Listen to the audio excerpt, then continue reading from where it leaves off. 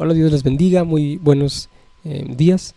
Eh, el día de hoy, eh, hoy es 24, eh, corresponde la lectura en los pasajes de 2 de Reyes 17, Proverbios 19, Filipenses 2 y Hechos 4. Y yo me voy a situar en Filipenses capítulo 2, la carta de Filipenses, del apóstol Pablo a los Filipenses capítulo 2, en el versículo 13, que dice de la siguiente manera: porque Dios es el que en vosotros produce así el querer como el hacer por su buena voluntad. Es un pasaje muy bonito, muy leído, muy citado, y también un pasaje que lo hemos hasta memorizado y aplicado en diferentes momentos de nuestra vida. Aquí hay algo muy interesante que valdría la pena hablar, porque ciertamente podríamos quizá considerar, al leer este pasaje, este versículo 13, algo así como si Dios tuviese una injerencia total en nuestra vida, tuviese una injerencia en nuestra toma de decisiones. Por lo tanto, pues hay poca voluntad humana. Sin embargo, en este pasaje lo que habla es ciertamente que es su buena voluntad, pero es natural y es evidente que todos nosotros también tenemos que formar parte de ese desarrollo, es decir, de aquello que produce así el querer como el hacer. Ahora bien, este pasaje se ha aplicado en muchos aspectos, en muchos momentos, de la vida, y para hablar respecto a muchas cosas. Sin embargo, yo quisiera que leyésemos el contexto de este pasaje. Primero que nada, hay que comprender en qué momento de la historia se encontraba la iglesia en ese tiempo. El apóstol Pablo se encontraba preso y enviaba cartas. Envió esta carta a los filipenses. Creo que fue una de sus últimas cartas. Y nótese que el apóstol Pablo hablaba mucho ya en las últimas cartas, mucho del amor de Cristo y mucho de la salvación. Y el versículo 12 dice lo siguiente. Dice: por tanto, amados míos, como siempre habéis obedecido, no como en mi presencia solamente, sino mucho más ahora en mi ausencia, ocupaos en vuestra salvación con temor y temblor. Porque Dios es el que en vosotros produce así el querer como el hacer por su buena voluntad. Aquí podemos notar que el versículo 13 no tiene no es un versículo aislado a la salvación. Es decir, a veces nosotros podemos creer que quizá en algún momento quisimos o queremos aplicar este pasaje a cualquier cosa no relacionada a Dios, y cuando sea así es incorrecto. O sea, no podemos nosotros aplicar un pasaje bíblico relacionado con el servicio y con la salvación y con el servicio al Señor a cosas que no tienen que ver con el servicio a nuestro Dios. Entonces este pasaje dice: produce el querer como el hacer por su buena voluntad.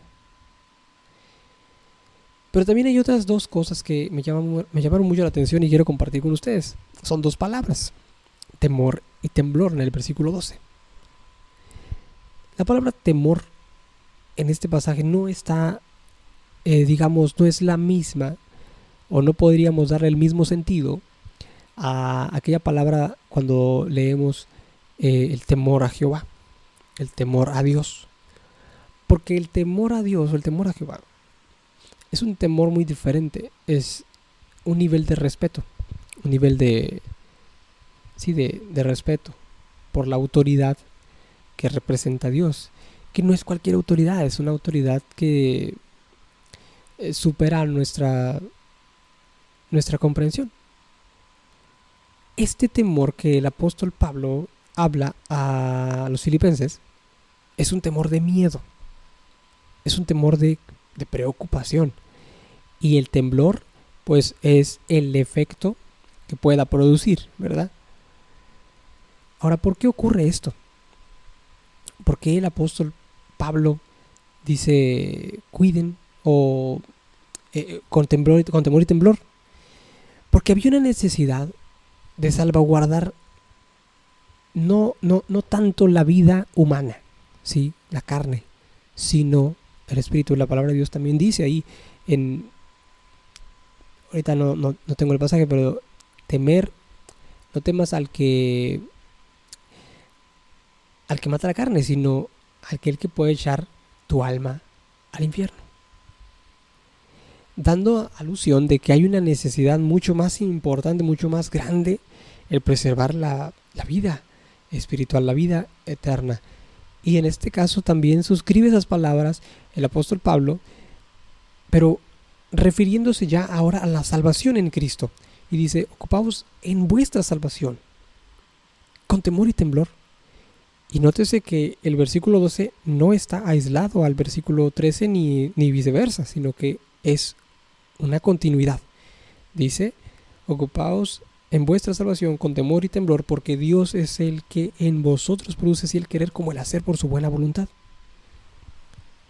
En ese sentido, había una necesidad muy importante, mi hermano y hermana que me escucha. En ese tiempo, la iglesia de nuestro Señor, la iglesia primitiva, estaba siendo perseguida. Era una persecución muy brutal que culminó en muchas catástrofes, muchas situaciones muy complejas, muy difíciles. Mataron a los apóstoles, y la iglesia del Señor permaneció. Hasta el día de hoy ha permanecido. Sin embargo, en ese tiempo fue muy tremendo. Y era natural para el ser humano pues preocuparse por su vida, por su carne, por su seguridad, porque uno no sabía si de repente mientras estaban en el servicio podían llegar los soldados romanos y acabar con todos los que se encontraban allí. Sin embargo, el apóstol Pablo les decía, preocúpense por su salvación. Dice, ocupaos de vuestra salvación con temor y temblor. Hay algo muy interesante que yo hace poco estaba leyendo y que quiero también comentarles, y que tiene algo mucha relación con esto. Tal vez, no sé si usted lo sepa, y si no lo sabe, se lo voy a comentar. Nosotros somos cristianos, por supuesto, pero también pertenecemos a una denominación que se llama pentecostal. El pentecostalismo pues es un movimiento cristiano que surge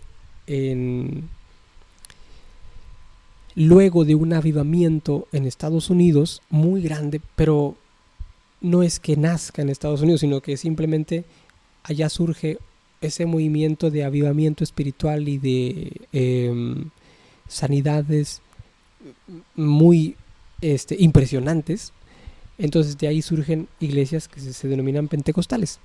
Hay dos vertientes del pentecostalismo. Hay unos pentecostales que son trinitarios, que creen en el Padre, Hijo y Espíritu Santo, que somos nosotros, y hay otros pentecostales que son unicitarios, que solamente creen en Cristo y no creen en una trinidad, sino creen en uno. Nosotros creemos en el Padre, Hijo y Espíritu Santo porque nosotros suscribimos a la ortodoxia de la cosmovisión cristiana de todas las iglesias. Es decir, nuestro pentecostalismo no está aislado, no es una idea que a alguien se le ocurrió, sino que simplemente fue un movimiento que surgió, pero nosotros estamos relacionados con, por ejemplo, el pensamiento de los metodistas, los trabajos que algunos padres de la iglesia también realizaron, no estamos aislados en ese sentido y tenemos relación en ese aspecto, tanto intelectual como espiritual. Y uno de los puntos importantes que yo estaba leyendo en la teología sistemática con una perspectiva pentecostal de Stanley Horton, es un libro que me ha ayudado mucho a comprender algunas cosas. Es un punto muy interesante que lo denominan como la preocupación por la otra vida. El pentecostalismo tiene un acercamiento mucho al lado espiritual. Por ejemplo, ahí están nuestros hermanos bautistas y también nuestros hermanos presbiterianos, que tienen un acercamiento mucho más a la intelectualidad que a las manifestaciones espirituales. El pentecostal toma de las dos. Hay pentecostales muy académicos y también pentecostales muy que se acercan a lo espiritual, aunque es parte del pentecostalismo el acercarse al lado espiritual. Y uno de los puntos importantes es la preocupación por la otra vida, algo que el apóstol Pablo ha dicho en muchas ocasiones, y esta ocasión en Filipenses 2, versículo 12, no es la excepción. Él dice: ocupaos en vuestra salvación con temor y temblor. Eso, mis hermanos, es preocuparse por la otra vida de una persona que es tu hermano en la fe. Cuando usted, mi hermano, mi hermana que me está escuchando, le dice a su hermano en Cristo: oye, pues vamos a orar para que Dios te ayude, para que Dios te saque del error o algo así, digamos que lo invita a estar en comunión con el Señor a través del Espíritu Santo, usted se está preocupando por la otra vida de la persona, para que esa persona no perezca en el pecado, sino que continúe y avance constantemente. Eso es preocuparse por la otra vida. Pero aquí hay una segunda, una segunda responsabilidad en el punto que les mencionaba del libro que estaba leyendo, y es que hay una responsabilidad de la otra vida individual y una responsabilidad por la otra vida que es hacia las demás personas, digamos. Y el apóstol Pablo a esa suscribe, porque el apóstol Pablo dirige esta carta a los filipenses que se encontraban en conflicto y con una posibilidad muy grande de acercarse a las cosas humanas, terrenales, espirituales, salvaguardar su vida, quizás decir en algún momento: vamos a cerrar la iglesia y vamos a irnos mejor a nuestras casas porque nos están persiguiendo, ese tipo de cosas.